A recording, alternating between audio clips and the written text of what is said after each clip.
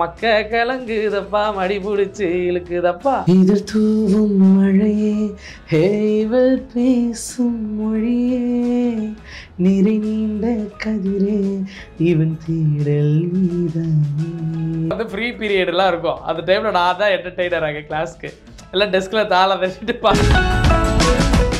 Bad words எல்லாம் use பண்ணி song பண்ணியிருக்காண்டா அப்படின்னா சீச்சி அதுதான் சார் இன்னைக்கு ட்ரெண்டு அப்படிங்கிற மாதிரி சொல்றாங்க கலைஞரா மதிக்க அந்த ஒரு விஷயம் இருக்கு இன்னைக்கு அதுலயே ஏற்றத்தாழ்வு இந்த மாதிரி நிறைய கனவுகளோட வரக்கூடிய இளைஞர்களுக்கு அடுத்தடுத்த வாய்ப்புகளை தேடுறவங்களுக்கு என்னோட இசையிலையும் என்னோட பாடல்களையும் பாட வாய்ப்புகள் சீரகம் பத்தி கட்டி சட்டிக்கு சட்டி குஞ்சாங்கட்டி சீமனார் பெத்தமவ அண்ண பொண்ணு நடைய நீ சட்டிக்கு சட்டி குண்டலாமோ சின்ன பொண்ணு நடைய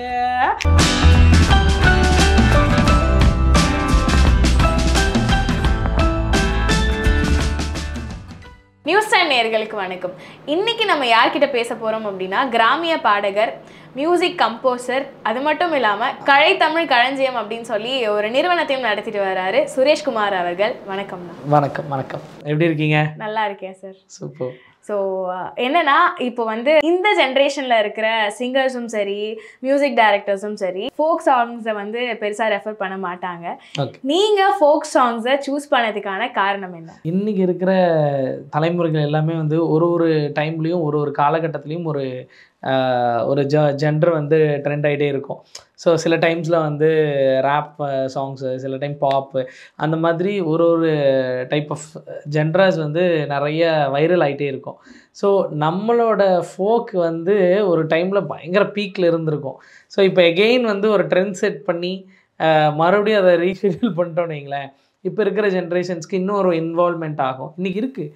இன்றைக்கி பட்டி தொட்டிலெலாம் வந்து நம்மளோட ஃபோக் சாங்ஸ்க்கு வந்து கிடைக்கிற அந்த வைப் இருக்குல்ல, ஸோ அது வந்து ரொம்ப சூப்பராக இருக்குது. இன்றைக்கி காலேஜ் கல்ச்சர்ஸ் ஆகட்டும், வேறு கலை நிகழ்ச்சிகளில் போய் நம்ம பெர்ஃபார்ம் பண்ணுறதாகட்டும், ஸோ எல்லாமே வந்து ஒரு என்ஜாய் பண்ணுற ஒரு நம்பராக தான் இருக்குது ஃபோக் சாங்ஸ் எல்லாமே. பட் என்னென்னா ஒரு ட்ரெண்டிங்காக போகும் பொழுது அடுத்தடுத்த ஜென்ரேஷனும் அவங்க வந்து இதை கற்றுக்கணும், இந்த ஃபோக் மியூசிக் மேலே இன்ட்ரெஸ்ட் வந்து அவங்க எடுத்துகிட்டு வந்துகிட்டே இருப்பாங்க. ஸோ அதுதான் ரீசன், வேறு ஒன்றும் இல்லை. உங்களோட மியூசிக் ஜேர்னி எங்கேருந்து ஸ்டார்ட் ஆச்சு? மியூசிக் வந்து நான் என்னோடய காலேஜ் கல்ச்சர்ஸில் வந்து தமிழ் மன்றங்களில் வந்து தமிழ் கிராமிய பாடல்கள் மட்டும்தான் அலோவ் பண்ணாங்க எனக்கு. ஸோ இதெல்லாமே சினி ஃபோக்கு, சினி சாங்ஸோ வேறு எந்த சாங்குமே அலோவ் பண்ணாமல் இருந்தாங்க. ஸோ எனக்கு ஃபர்ஸ்ட் டைம் வந்து நான் இந்த கிராமிய பாடல்கள்லாம் கேட்க ஆரம்பித்தேன். ஸோ நல்லா இருக்கே, இது நல்ல வைப்பாக இருக்கே, நம்ம வாய்ஸ்க்கும் செட் ஆகுதுன்னு சொல்லிட்டு என்னோடய முதலாக நான் பாடின பாடல்கள் எல்லாமே வந்து கல்லூரி நாட்களில் தான். ஸோ அதுவும் தமிழ் மன்றத்தில் தான் ஸ்டார்ட் பண்ணேன். ஸோ அந்த டேஸ்லேருந்து எனக்கு ஒரு நல்ல ஒரு ஆசை ஆரம்பிச்சுது. ஸோ இந்த கிராமிய பாடல் மேலே ஒரு காதலும் க்ரியேட் ஆச்சு. ஸோ இது நல்லா நம்ம வாய்ஸ்க்கு செட் ஆகுதே, அழகாக நம்ம பண்ணலாமே அப்படின்னு சொல்லிட்டு ஸ்டார்ட் பண்ணது தான். காலேஜ் கல்ச்சர்ஸில் எல்லாமே வந்து நிறைய ஃபோக் சாங்ஸ் பாட ஆரம்பித்தேன். அப்படியே கொஞ்சம் கொஞ்சமாக காலேஜ் கல்ச்சர்ஸ் ஈவெண்ட்ஸில் எல்லாம் ப்ரைஸஸ் வின் பண்ணுறது. ஸோ இது எனக்கு ஒரு இன்ட்ரெஸ்ட்டையும் கொடுத்துச்சு, இதை கற்றுக்கணும், இதில் அடுத்தடுத்த தலைமுறைகளுக்கு போகணும் நம்மளும் அப்படின்னு சொல்லிட்டு. ஸோ அடுத்தடுத்து வரும்பொழுது சென்னை சிட்டிஸ்க்கு வரும்போது நான் ஃபோக் மியூசிக்கை என்னோடய மியூசிக்கில் வந்து அப்புறம் கம்போஸ் பண்ணி அதை பாட ஆரம்பித்தேன். ஸோ எனக்கு மியூசிக் மேலே நார்மலாகவே சின்ன வயசுலேருந்து ஆர்வம் இருந்துச்சு. ஸோ இந்த ஃபோக் மியூசிக் மேலே எனக்கு வர இன்ட்ரெஸ்ட் வந்து என்னோடய காலேஜ் டேஸ்லேருந்து தான் ஸ்டார்ட் ஆச்சு. அது இன்றைக்கி வரைக்கும் ஒரு பெரிய பெரிய கண்ட்ரீஸ்க்கு போய் நம்ம ஃபோக் மியூசிக்கை என்னோடய மியூசிக்கில் இருக்க சாங்ஸ் ஆகட்டும், நிறைய ஃபோக் சாங்ஸ் பாடினவங்களோட சாங்ஸ் ஆகட்டும், எல்லாத்தையும் நான் பாடுறதுக்கு ரீசன் வந்து இந்த ஃபோக் மியூசிக் தான். ஸோ நீங்கள் வந்து மியூசிக் பண்ணுறது மட்டும் இல்லாமல் நீங்களே பாட்டு எழுதி நீங்களே அதை கம்போஸும் பண்ணுறீங்க. ஆமாம். ஸோ அது குறித்து கொஞ்சம் சொல்லுங்கள் சார். சின்ன வயசுலேருந்தே சும்மா இந்த வேர்ட்ஸ் எல்லாம் நாங்களே போட்டு எழுதிட்டு இருப்பேன். அப்போல்லாம் வந்து இந்த டைரிஸ் மாதிரி இருக்கும்ல, அந்த டைரிஸ்லாம் போட்டு எழுதி வச்சுக்கிறது. இன்னும் அதை எடுத்து பார்ப்பேன், இந்த வேர்ட்ஸ் எல்லாம் பார்த்து எனக்கே சிரிப்பு வரும், என்னடா இப்படி எழுதி வச்சுருக்கோம் அப்படின்னு. ஸோ அந்த மாதிரி ஒரு சாங் நான் சின்ன வயசுலலாம் கம்போஸ் பண்ணி, அப்போவே நமக்கு தெரியாத வயசு அது. ஸோ அந்த வயசுலேயே நமக்கு தெரிஞ்ச அந்த டியூன் நாலேஜ் ஏதோ இருந்திருக்கும் போல். ஸோ அப்படியே வந்து நான் ப்ராப்பராக கற்றுக்காமே ஏதோ எனக்கு தெரிஞ்சதை பேஷனேட்டடாக பண்ணிகிட்டு இருந்தேன். ஸோ இதுக்குள்ளே இவ்வளோ விஷயங்கள் இருக்கா அப்படின்னு ஒரு 9th ஸ்டாண்டர்டுக்கு மேலே வரும்பொழுது ஸோ ஒரு ப்ராப்பராக லேர்ன் பண்ணிக்கணும், மியூசிக் லேர்ன் பண்ணிக்கணும் ப்ராப்பராக. இதுக்குண்டான சரணம்னா இவ்வளோ லைன்ஸ் எழுதலாமா, பல்லவினா இவ்வளோ லைன்ஸ் இருக்கணுமா அப்படிங்கிறதெல்லாம் கொஞ்சம் தெரிஞ்சுக்கிட்டு அதுக்கப்புறம் எழுத ஆரம்பித்தேன். இன்றைக்கி அதுவுமே தேவையில்லை. இன்றைக்கி நம்ம எழுதுறதாண்டா பல்லவி, நம்ம எழுதுறதாண்டா சரணம். சில இதுலாம் இது இன்னும் சொல்ல வேணா எஃப்எம் தமிழா சொல்கிற மாதிரி தான். சரணம்னா என்ன, பல்லவினா என்ன அப்படிங்கிற மாதிரி தான் இருக்குது. ஸோ இன்றைக்கி அப்படியெல்லாம் எல்லாமே மாறிடுச்சு. ஒரு ஸ்டாண்டர்டாக எவ்வளோ விஷயங்கள் இருக்குது அப்படிங்கிறதெல்லாம் இல்லை. நேச்சுராக வர்றதை வந்து இன்றைக்கி மியூசிக்காக கன்வெர்ட் பண்ணி நிறைய சக்ஸஸ் கொடுக்குறாங்க. ஸோ இன்றைக்கி அந்த மாதிரியான ஒரு இது க்ரியேட் ஆகிருக்கு, அட்மாஸ்பியர் க்ரியேட் ஆகிருக்கு இந்த இண்டஸ்ட்ரியில். ஸோ அப்படி தான் நானும் ஜாலியாக எழுத ஆரம்பித்தேன், ஜாலியாக எழுதிட்டு அது மக்களுக்கும் பிடிக்குது. அந்த வரிகளுக்கு அவ்வளோ அழகாக இம்பார்ட்டன்ஸ் கொடுத்து நான் பண்ணுவேன். அவங்களுக்கு அதை ரிசீவ் பண்ணுறதுல தான் இருக்குது. ஸோ அந்த வரிகளை வந்து ரொம்ப லைக் பண்ணுறாங்கன்னு நினைக்கும் பொழுது ரொம்ப மகிழ்ச்சியாக இருக்குது. வரிகளுக்கு இம்பார்ட்டன்ஸ் கொடுக்குறேன் அப்படின்னு சொன்னீங்க. இன்ஸ்ட்ருமெண்ட்ஸ் வைஸில் நீங்கள் வந்து புதுசாக ஏதாவது ட்ரை பண்ணுவீங்களா, இல்லை ஆல்ரெடி இருக்கிற பழமையான இன்ஸ்ட்ருமெண்ட்ஸ் தான் யூஸ் பண்ணுறீங்களா அப்படின்னு பற்றி சொல்லுங்கள். நான் என்னோட செகண்ட் ஆல்பம் வந்து தமிழர்களோட கலைகள் பற்றின பாடல்கள் தான் கம்போஸ் பண்ணியிருந்தேன். ஸோ அதில் வந்து இந்த பழைய இசைக்கருவிகள் எல்லாம் யூஸ் பண்ணணும்னு சொல்லிட்டு இந்த கொம்பு தாரைன்னு சொல்லுவாங்க. ஸோ அந்த இன்ஸ்ட்ருமெண்ட்டும் அப்புறம் கை சிலம்பம் இந்த மாதிரி ஆன்சியன்ட் இன்ஸ்ட்ருமெண்ட்ஸ் எல்லாத்தையும் வந்து நான் இம்ப்ளிமெண்ட் பண்ணேன் என்னோடய மியூசிக்கில். ஸோ நார்மலாக பறை இருக்கும், தமிழ் நாதஸ்வரம் இருக்கும். ஸோ இந்த மாதிரி நம்மளோட தமிழ் இசைக்கருவிகள் எல்லாத்தையும் வந்து மேக்ஸிமம் நான் வந்து யூட்டிலைஸ் பண்ண பார்ப்பேன். என்ன தான் நம்மளோட எலக்ட்ரானிக் இன்ஸ்ட்ருமெண்ட்ஸ் வந்தாலும் அந்த பழமையான இசைக்கருவிகளுக்கு இருக்கிற வைப்பு வந்து எலக்ட்ரிக்னால் கொடுக்க முடியாது. ஸோ அந்த ஒரு இன்ட்ரெஸ்ட் வந்து எனக்கு வர ஆரம்பிச்சிது.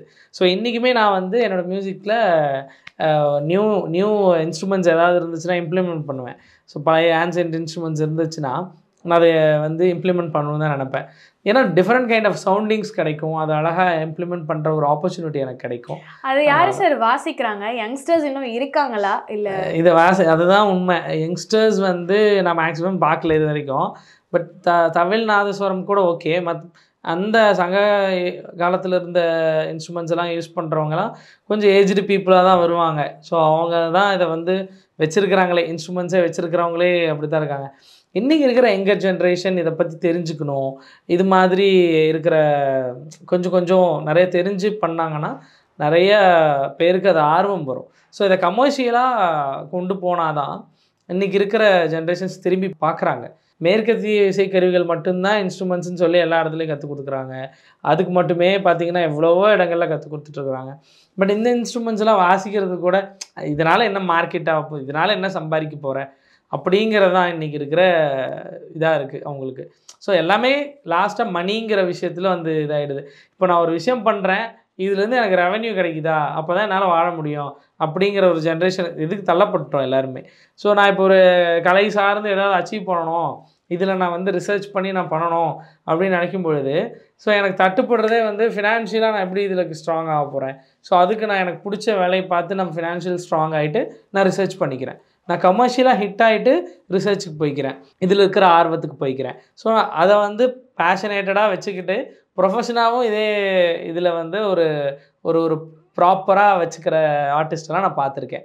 ஸோ நிறைய பேர் இன்றைக்கும் வந்து அந்த யாழ் இசைக்கருவியெல்லாம் இருக்குல்ல அதெல்லாம் யூஸ் பண்ணுறாங்க.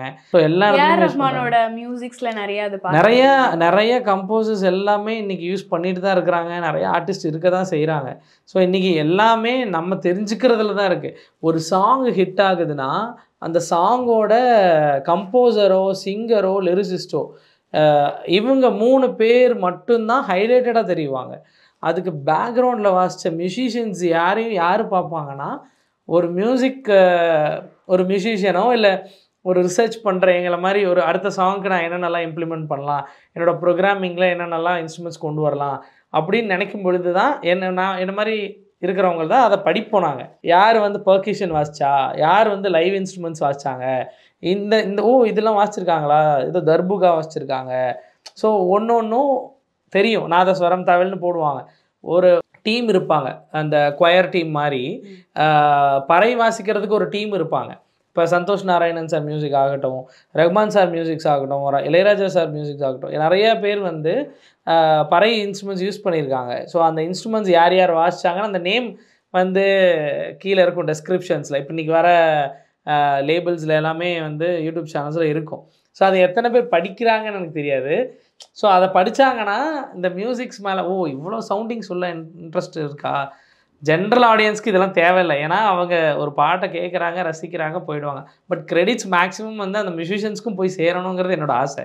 ஸோ ஒரு தோராயமாக ஏன்னா எல்லாருமே காரணம். ஸோ ஆனால் அதை உருவாக்குனவருக்கு ஒரு பெரிய மகுடம் இருக்கும் அது எல்லாருக்குமே. ஏன்னா நானும் ஒரு கம்போஸராக இருக்கேன், சிங்கராக இருக்கேங்கும் பொழுது ஸோ அந்த மகுடம் கண்டிப்பாக கிடச்சிரும் எங்களுக்கு. பட் இதுக்கு பின்னாடி இவங்கெல்லாம் இருந்திருக்கிறாங்க அப்படின்னு நாங்கள் சொன்னாதான் ஆடியன்ஸ்க்கும் புரியும், மக்களுக்கும் அது போய் சேரும்னு நினைக்கிறேன். ஸோ அந்த மாதிரி இருக்கக்கூடிய இன்ஸ்ட்ருமெண்ட்ஸ் வாசிக்கக்கூடிய அனைத்து கலைஞர்களுமே ரொம்ப இம்பார்ட்டன்ட். ஸோ இந்த மாதிரி நிறைய இன்ஸ்ட்ருமெண்ட்ஸ் வந்துக்கிட்டு தான் இருக்குது. கலை தமிழ் களஞ்சியம் அப்படின்னு சொல்லி ஒரு நிறுவனம் நடத்திட்டு வரீங்க. ஆமாம். அதில் என்ன பண்ணிட்டு இருக்கீங்க? ஸ்டூடெண்ட்ஸ்க்கு ஏதாவது மியூசிக் சம்மந்தமாக ஏதாவது சொல்லி கொடுத்துட்ருக்கீங்களா? அதை பற்றி சொல்லுங்கள். கண்டிப்பாக. கலை தமிழ் களஞ்சியம் உருவாக காரணமே என்னென்னா, என்னோட லைஃபே வந்து நான் எந்த ஒரு சான்ஸ் கேட்க போகும்போது ஆகட்டும், ஏதாவது ஒரு ஆப்பர்ச்சுனிட்டி கிடைக்காதான்னு ஏங்கிட்டு இருக்கும் பொழுது எதுவுமே அமையாமல் என்னடா நமக்கு எல்லாமே ரிஜெக்ஷனாக இருக்கே, ஒரு காம்படிஷனுக்கு போவோம், ஒரு 20 பேர் எடுக்க வேண்டிய இடத்துல ஒரு 20,000 பேர் வந்து ஆடிஷனுக்கு நிற்பாங்க. ஸோ அந்த 20,000 பேரில் நம்ம 20 பேருக்குள்ளே வரமாட்டோமான ஒரு கனவு இருக்கும் இல்லையா? அதுக்காக நமக்கு திறமை இல்லைன்னு கிடையாது. ஸோ திறமைய இருந்தும் நமக்கு வாய்ப்புகள் கிடைக்கலையே, ஸோ இதை எப்படி நான் மாற்றுறது, ஸோ அப்படின்னு ஒரு க்ரியேட் ஆகும் பொழுது வந்தது தான் என்னோடய கலைத்தமிழ் களஞ்சியம். ஒரு இண்டிபெண்ட் மியூசிக்காக ஒரு தனித்துவ இசையில் இதை கொண்டு வரணும்.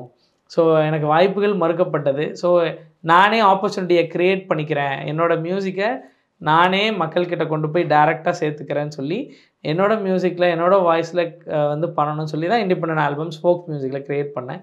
ஸோ அது கலைத்தமிழ் களஞ்சியம் யூடியூப் சேனலாக ஆரம்பித்தேன். அப்படியே இதை வந்து விட்டுறக்கூடாது, என்ன மாதிரி நிறைய கனவுகளோடு வரக்கூடிய இளைஞர்களுக்கு, அடுத்தடுத்த வாய்ப்புகளை தேடுறவங்களுக்கு என்னோட இசையிலையும் என்னோட பாடல்களையும் பாட வாய்ப்புகள் கொடுக்கணும், அடுத்தடுத்த ஜென்ரேஷனும் வந்து இது மூலமாக நிறையா போகணும்னு சொல்லிட்டு என்னால் முடிஞ்ச வரைக்கும் கலைத்தமிழ் களஞ்சியம் எங்கெங்கெல்லாம் இருக்கோ ரொம்ப டேலண்டடாக இருந்து வாய்ப்புகள் எங்கே கிடைக்கலையோ அந்த கிடைக்காதவங்களை மட்டும்தான் நான் சூஸ் பண்ணி சான்சஸ் கொடுப்பேன். கிடைச்சவங்களுக்கு தான் ஆப்பர்ச்சுனிட்டிஸ் நிறையா இருக்குது. ஸோ அவங்களுக்கு நிறைய பிளாட்ஃபார்ம்ஸ் கிடைக்கும், அவங்க அடுத்தடுத்த ஸ்டெப் போயிட்டே இருப்பாங்க. பட் டேலண்ட் இருந்தும் சான்சஸும் கிடைக்காம இருக்கிறவங்களுக்கு யார் சான்ஸ் கொடுப்பா? ஒன்று என்ன மாதிரி தவிர இண்டிபெண்டன்ட் ஆர்டிஸ்டாகி வெளியே வந்தாங்க. இன்றைக்கி இண்டிபெண்டன்ட் ஆர்டிஸ்ட் எல்லாருமே அப்படி தான் வந்திருக்கோம்.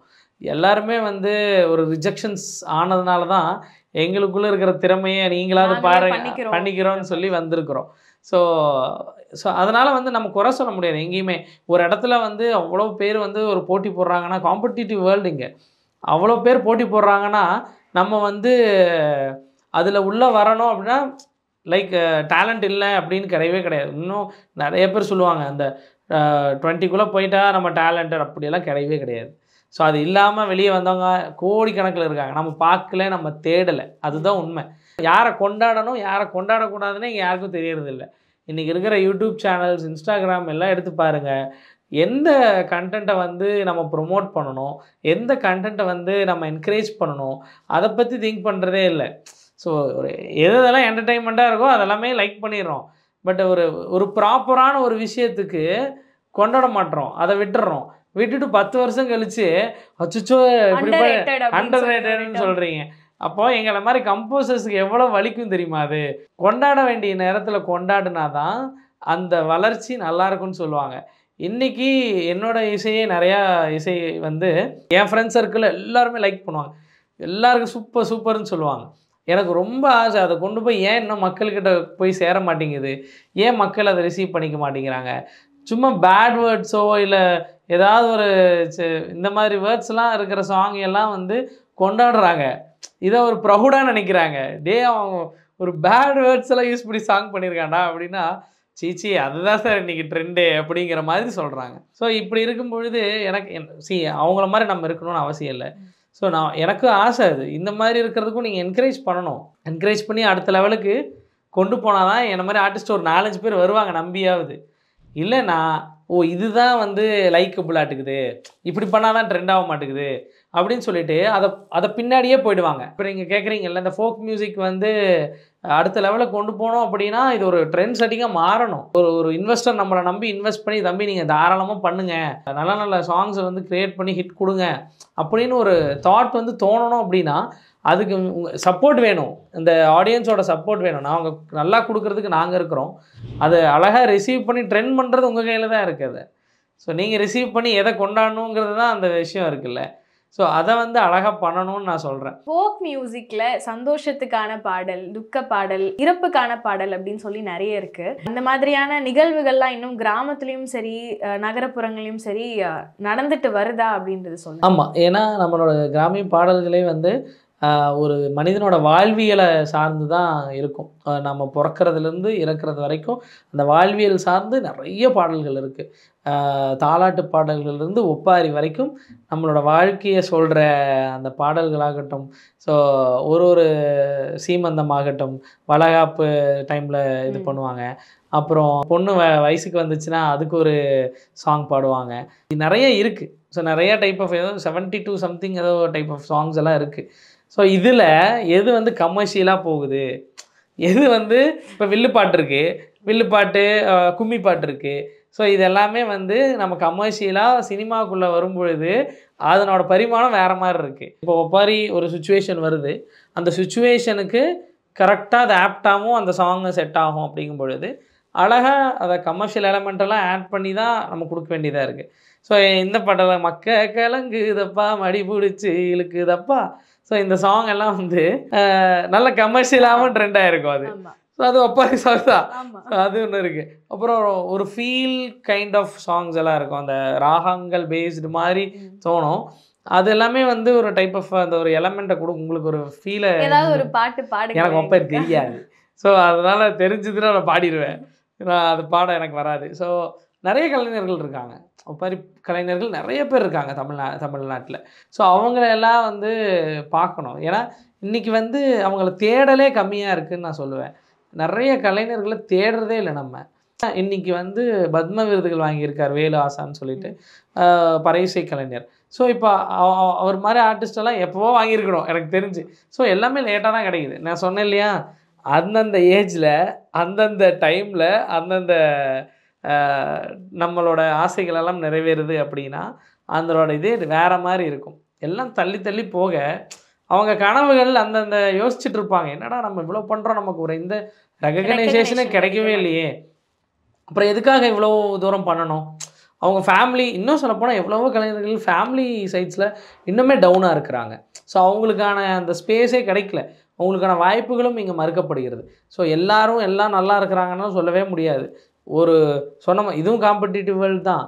ஒரு 20,000 பேர் இருக்கிறாங்கன்னா அவங்களுக்கு ஒரு 20 பேருக்கு தான் வாய்ப்புகள் கிடைக்குது. இங்கே மீதி இருக்கிற எல்லாரும் என்ன பண்ணுறாங்க, அவங்களுக்கான திறமையை எப்படி அவங்க வளர்த்துக்கணும். ஸோ இதெல்லாம் எப்படின்னா நம்ம முட்டி மோதி வந்துடணும். சில பேர் அதை டம்ப் பண்ணி என்னடா கிடைக்கலன்னு சில பேர் அப்படியே போயிடுவாங்க. சில பேர் அதை பிடிச்சிட்டு பரவாயில்ல, என்ன சுச்சுவேஷனாக இருந்தாலும் பரவாயில்ல, இந்த கலைக்காக நான் வந்து கண்டிப்பாக நான் உழைப்பேன் அப்படின்னு சொல்லிட்டு பேமெண்ட்ஸ் வைஸ்லாம் அவங்க சந்தோஷங்க. அது ஒருத்தர் வந்து ஒரு ஆர்டிஸ்ட் வந்து ப்ளே பண்ணுறாருன்னு வைங்க, கலைஞராக மதிக்க அந்த ஒரு விஷயம் இருக்குது. இன்றைக்கி அதுலேயே இப்போ ஏற்றத்தாழ்வுகள் நிறைய பார்க்குறாங்க. ஸோ எல்லாருக்கும் அந்த ஸ்பேஸ் வந்து இங்கே கம்மியாக இருக்குது, எல்லாருக்கும் உண்டான ரெஸ்பெக்ட் கம்மியாக தான் இருக்குது. ஸோ இது எல்லாமே மாறணும். நம்ம சும்மா நான் பேசிட்டு விடக்கூடாது, ஏன்னா இது வந்து நிறைய பேர் பார்ப்பாங்க. ஸோ அவங்களுக்கு தெரியும் இந்த விஷயங்களெல்லாம் நடக்குதுன்னு அவங்களுக்கும் தெரியும். ஸோ உள்ளுக்குள்ளே வந்து அவங்களும் அந்த ஆதங்கத்தை வச்சுட்டு தான் இருப்பாங்க. ஸோ நான் அவங்களில் ஒருத்தனாக அவங்களோட வீட்டு பிள்ளையாக இருந்து தான் நான் சொல்கிறேன். ஏன்னா எனக்கு இந்த ஸ்பேஸ் கிடச்சிருக்கு, இந்த மேடை எல்லாருக்கும் கிடச்சிடாது, இந்த வாய்ப்பு எல்லாருக்கும் கிடச்சிடாது. ஸோ கிடைக்கும் பொழுதெல்லாம் என்ன மாதிரி ஒரு கலைஞனுக்காக நான் தான் பேச முடியும். இன்னொருத்திங்க என்னென்னா, தான் வளரணும், என்னோட க்ரோத் மட்டும் ஹையாக இருக்கணும்னு நினச்சிட்டு அவங்கவுங்க லைஃப் பார்த்துட்டு போயிட்டே இருப்பாங்க. அடுத்தவங்க நல்லா இருக்கணும், அவங்க லைஃப் நல்லா இருக்கணும்னு யாருமே இங்கே திங்க் பண்ணுறது கூட கிடையாது. ஸோ முடிஞ்ச வரைக்கும் நம்மளோட கூட இருக்கிறவங்களையாவது அடுத்த லெவலுக்கு கூட்டிகிட்டு போயிருங்க. ஒரு ஸ்டேஜ்க்கு அப்புறம் வளர ஒரு சர்டன் குரூப்ஸ் மட்டுமே தான் வளர்ந்துட்டு இருப்பாங்க. அதை தாண்டி மற்ற யாருமே வளர்ந்த மாதிரி தெரியாது. ஸோ அப்போ அவங்களுக்கு உண்டான ஸ்பேஸ் எங்கே, அவங்களுக்கு உண்டான டேலண்ட்டை எப்படி வந்து காட்ட போகிறோம். ஸோ இங்கே எல்லாமே ஈக்குவலாக இருந்துச்சுன்னா எல்லாமே நல்லாயிருக்கும். ஸோ அது நடக்கிறது இல்லை. இன்றைக்கி இருக்கிற இன்ஸ்ட்ருமெண்ட்ஸ் பிளேயிங் எல்லாமே அப்படி தான் நடக்குது இங்கே இண்டஸ்ட்ரியில். காம்படேட்டிவ் வேர்ல்டு அப்படின்றது வந்து ரொம்பவே அதிகமாக இருக்குது இப்போது. அதை வந்து சின்ன பசங்களுக்கு சில ஷோஸ் வந்து இந்த மாதிரி பேரை சொல்ல விரும்பலை நான், ஆனால் இந்த மாதிரி நிறைய பிளாட்ஃபார்மில் வந்து நிறைய காம்படிஷன்ஸ்லாம் நிறைய நடக்குது. ஸோ அதை வந்து குழந்தைங்களோட மைண்டுக்கு அதை நான் வந்து காம்படிட்டிவ் வேர்ல்டில் தான் இருக்கேன் அப்படின்றத வந்து சின்ன வயசுலேயே புகுத்துறது எந்த மாதிரியான விஷயமா இருக்குன்னு நினைக்கிறீங்க? கண்டிப்பாக. இப்போ நீங்கள் சொன்னீங்க இல்லையா, நான் எல்லா ஷோலையுமே இருந்திருக்கிறேன். நான் வந்து கிரியேட்டிவ் டைரக்ஷனில் இருந்திருக்கிறேன். ஸோ எல்லா தொலைக்காட்சியிலையுமே வேலை பார்த்துருக்கேன். 1 2 இல்லை, இன்றைக்கி இருக்கிற எல்லா தொலைக்காட்சியிலையும் நான் வந்து டைரக்ஷன் டீமில் இருந்திருக்கிறேன். ஏன்னா எல்லாமே வந்து மக்கள்கிட்ட போய் சேர்றோம் இல்லையா. ஸோ அதில் ஒரு நல்லதும் இருக்குது, ஒரு கெட்டதும் இருக்குது. ஸோ எல்லா விஷயத்துலையும் நல்லது எடுத்துக்கலாம், கெட்டதும் இருக்கும். ஸோ நம்ம எதை மட்டும் திங்க் பண்ணோன்னா, அதான் சொன்னேன் இல்லையா, நிறையா பேரோட டேலண்ட்டுக்கு வேறு வழி இல்லை. அவன் ஒரு 20 பேர் தான் நமக்கு தேவை அப்படிங்கும் பொழுது, ஸோ அந்த 20 பேர் மட்டும்தான் டேலண்ட்டு அப்படின்னு கிடையாது. ஸோ அவங்களுக்கான வாய்ப்புகள் கிடச்சிருச்சு. ஸோ அதிலிருந்து வரக்கூடிய அடுத்தடுத்த க்ரோத் வருவாங்க. ஸோ இவங்கெல்லாம் நினச்சிப்பாங்க நம்மளாம் டேலண்ட்டே இல்லையோ, அதனால தான் நம்ம செலக்ட் ஆகலையோ அப்படின்னாலும், அப்படியெல்லாம் கிடையவே கிடையாது. இன்றைக்கி இருக்கிற காம்படிட்டிவ்ல குழந்தைகள் வந்து எப்படி திணிக்கப்படுறாங்கன்னு நான் சொல்கிறேன். பேரண்ட்ஸ் வந்து ஒரு ரியாலிட்டி ஷோக்கு போனால் தான் நீ வந்து பெரிய ஆளாவ, இல்லைன்னா பெரிய ஆள் ஆக மாட்ட. ஸோ எல்லா பிள்ளைங்களும் வளருது, நீயும் பண்ணணும்னு சொல்லி ஒரு ப்ரெஷர் க்ரியேட் ஆகுதுல்ல அந்த குழந்தைக்கு. அது இருக்கவே கூடாதுன்னு நான் நினைக்கிறேன். ஸோ இந்த விஷயம் எனக்கு சுத்தமாக பிடிக்காத ஒரு விஷயம். ஸோ வந்தால் தான் டேலண்ட்டு, இல்லைன்னா இல்லை. ஒரு திறமையான குழந்தைக்கு எங்கே சென்றாலும் வாய்ப்புகள் கிடைக்கும். நாட்டுப்புற இசை பற்றியும் அப்புறம் வந்து யங்ஸ்டர்ஸோட மியூசிக் சாய்ஸ் என்னவா இருக்குது அப்படின்றத பற்றிலாம் நிறைய விஷயம் பேசணும். எங்கள் கூட இந்த நிகழ்ச்சியில் வந்து நீங்கள் கலந்துக்கிட்டதில் ரொம்பவே சந்தோஷம். நன்றிண்ணா. நன்றி, மகிழ்ச்சி.